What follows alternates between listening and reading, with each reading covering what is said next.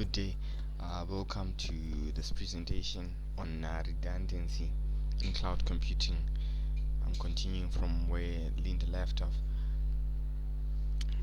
So, despite the fact that we pride ourselves in the technological advancements that are happening in the world and the research that is going on, technology is prone to be affected, and that will cause failure in business operations.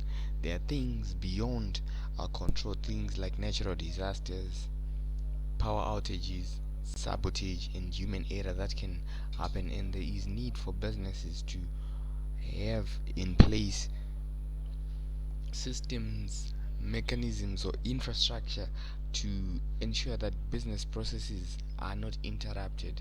Because if business processes are interrupted, it then affects the business reputation, which is a key asset nowadays.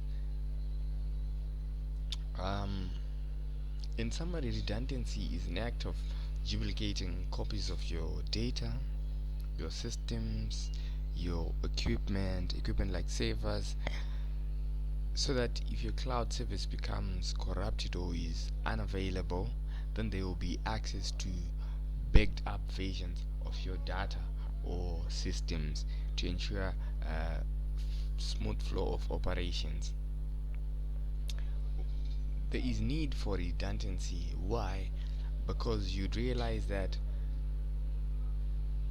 any failure in the architecture of the business has an effect on the reputation. If it's a bank, if its systems is down, people will not be able to transfer their monies to make payments, and if that consistently happen, the business can lose customers.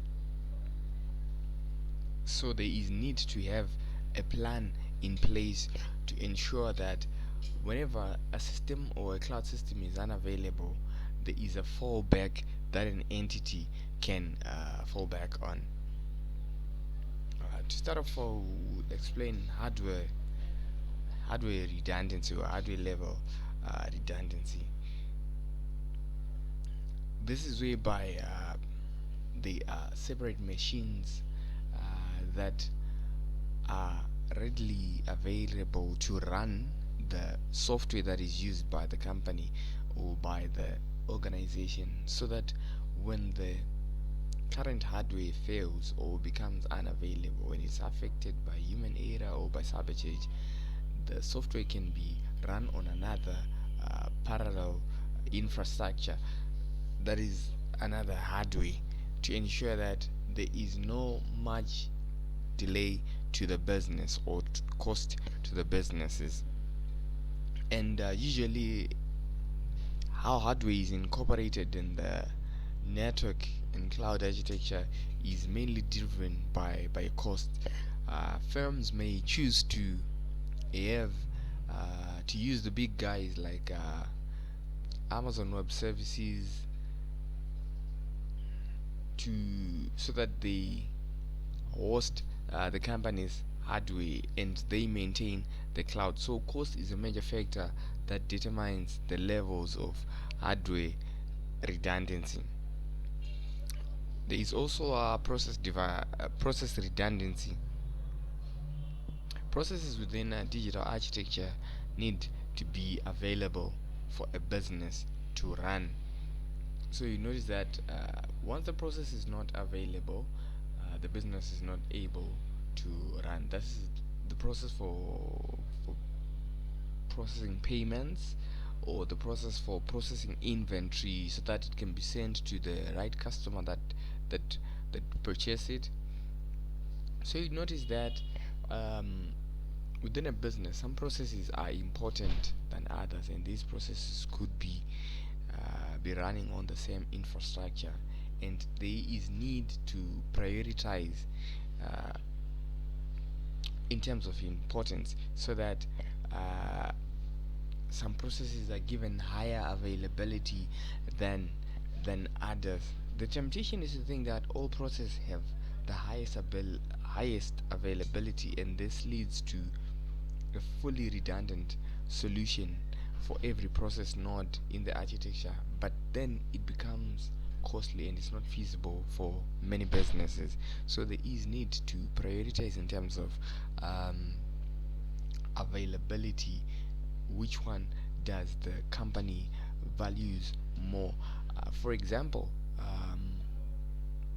when banking systems are flooded with transactions, they might they might opt to stop at first internet banking transfers and mobile transfers.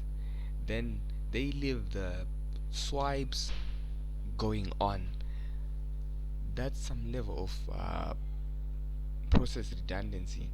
Yes, internet banking is important, mobile banking is important, as well as swipe is important, but you notice that it's more embarrassing for someone in a queue who wants to swipe and they fail to swipe. Probably they've traveled to that place to swipe and they fail, rather than someone who tries to process their transaction on internet banking, then it fails. They might try again when the system becomes stabilized. Then there is network redundancy. This has to do with connectivity. That if one network carrier becomes unavailable, the entity has another carrier to fall back on.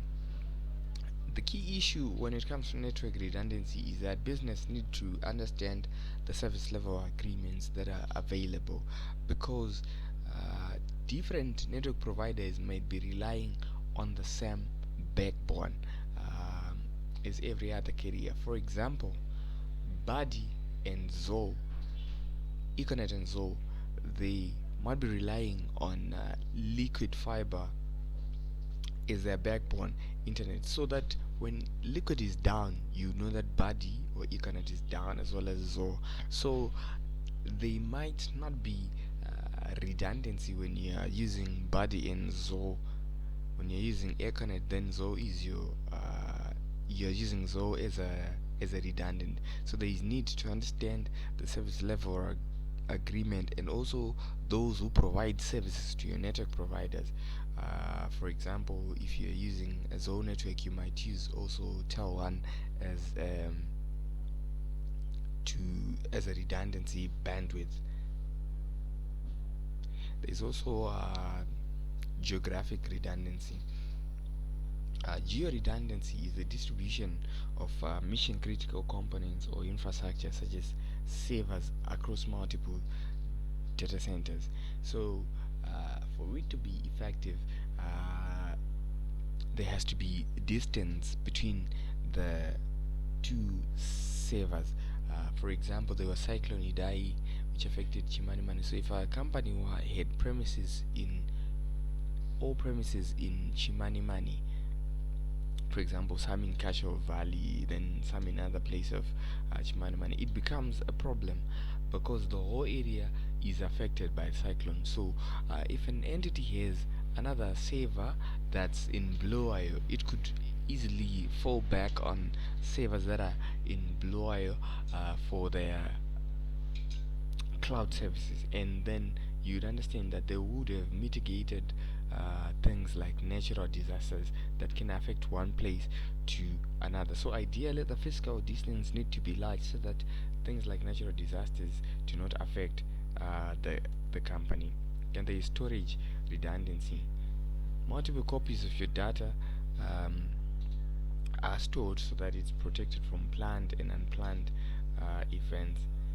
So they can be redundancy in the primary region or redundancy by zones. Like you have multiple storage at one place, is shown, whereby you have 3 copies of your data at a single place. Then you can also have 3 copies at 3 different places or 3 different zones, so that when a catastrophe occurs at your place, even if you have 3 copies at one location, they are all affected. So it's not really effective as a redundancy form. Thank you. This is the end of our presentation.